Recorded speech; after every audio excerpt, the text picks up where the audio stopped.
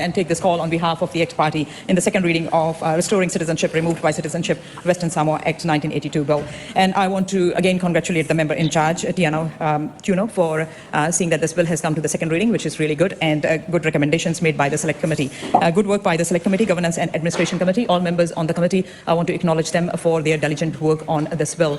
Mr. Speaker, I would like to note that the ACT Party doesn't have a member on this Select Committee, so we missed out on those cheese scones and coffee that you mentioned, the member in charge. But I have been following the progress of this bill very, very closely. And Mr. Speaker, I want to acknowledge everybody who is up in the gallery as well for their effort to come to your parliament to witness this bill going through the second reading. And I'm sure that there are many, many more community members, family members out there watching this online or on TV. And I want to say hello to them as well and thank them as well. Mr. Speaker, in the first reading, I said this on behalf of the ACT Party, that ACT Party believes in equality. ACT Party believes in fairness. And we wanted to see that this bill goes to Select Committee. And I'm really proud to stand here today and say that ACT Party played a very important role in enabling this bill going to the Select Committee process. And Mr. Speaker, in the Select Committee, what we noted was that people have spoken. And I said that it will be important to hear from people what people have to say. And receiving more than 24,500 submissions is a big thing. And one submission that included views of more than 5,900 individuals, Mr. Speaker, that is something to be very proud of. And I must say that for communities to have a view is one thing, but then come to that next level of putting that view through to a Select Committee definitely needs a lot of courage. And so many people have shown the courage to come to Select Committee, submitting in writing and appearing to be heard in the Select Committee, Mr. Speaker, is something that I would like to acknowledge. And I would like to say that this kind of strength from the community that we have seen, this kind of unity of the community that we have seen cannot be denied. And it has sent us a very strong message to us here in the House that this is an issue that is very important to the community, Mr. Speaker, our Samoan community. Mr. Speaker, the Select Committee has actually by majority agreed some changes, some decisions they have come to, which I believe are really good decisions, and the ACT Party support those changes made by majority. Because it's really important for us to make sure that this bill is quite clear. There is no room left for any doubt. Because this is something I know that it's a very important step towards a historic moment. And that historic moment will come, I know, when the bill goes to the third reading, and we're hoping it will go through.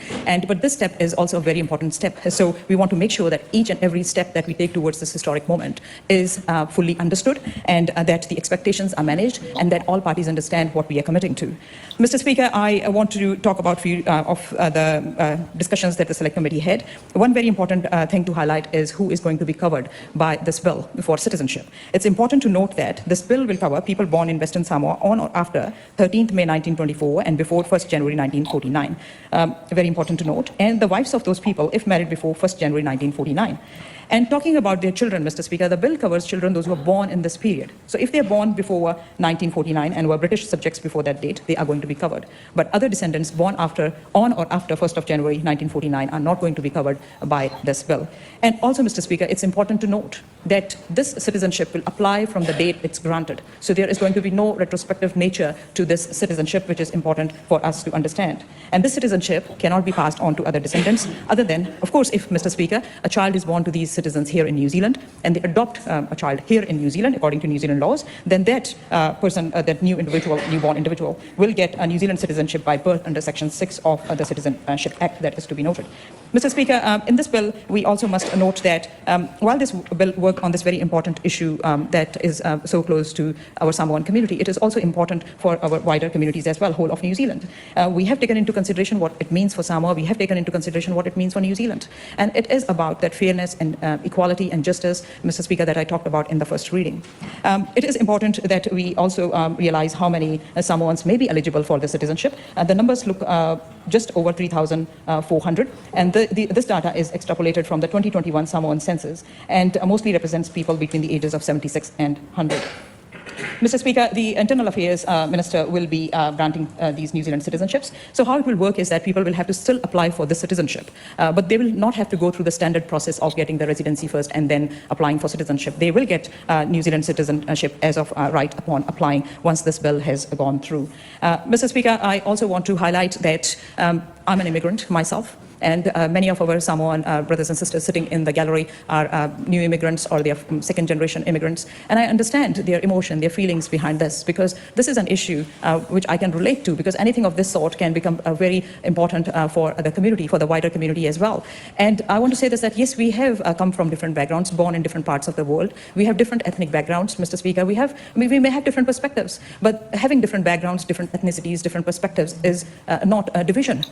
Bringing all the perspectives together together, Mr. Speaker, actually makes us stronger. And here what we have seen is, we have seen what the perspective was of one community, and we have taken that into consideration. Obviously, this was an historic issue, very, very relevant to New Zealand as well. So we need to take that into consideration as well. And we have come to this conclusion that the ACT Party is going to support this bill and with the points that I have highlighted, Mr. Speaker. And I also must highlight that the Select Committee also noted that that it should not be a repeal of the 1982 Act. It should be an amendment. So the name of the bill is going to be changed to reflect that, and we support that as well. And Mr. Speaker, a final point I want to make here is this, that all these submitters, those who submitted and those who supported this bill going through, they selflessly did this. This wasn't about them. This was about those people, the older generation that is between 76 to 100. So that selfless, Mr. Speaker, support for the community coming together and trying to address this issue, Mr. Speaker, is something that I would like to acknowledge as well. So I would like to thank everybody who came forward, showed the courage to submit on this bill, and I would like to again thank the Select Committee for doing a great job,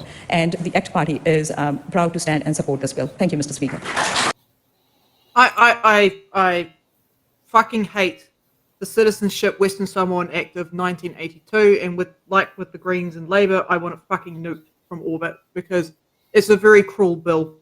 It basically revokes citizenship from people who were born here in New Zealand, as I've got in my notes. But yeah, it was basically in response to a ruling, because the Falima Elisa was charged with overstaying her visa in New Zealand. I put notes for that in the chat before. She appealed her conviction to the Judicial Committee of the Privy Council in 1982. She contended that, according to the law, she was a New Zealand citizen. Privy Council agreed and found that all people born in Samoa between 1924 and 1948 were New Zealand citizens.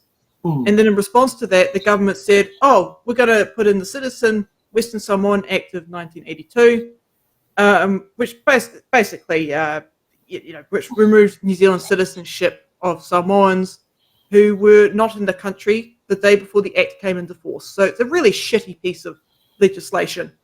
And I think the right thing to do is fucking nuke it. And the interesting part is, this government's supporting the amendment of this, but this government is also doing the same thing to other pieces of law to circumvent the courts.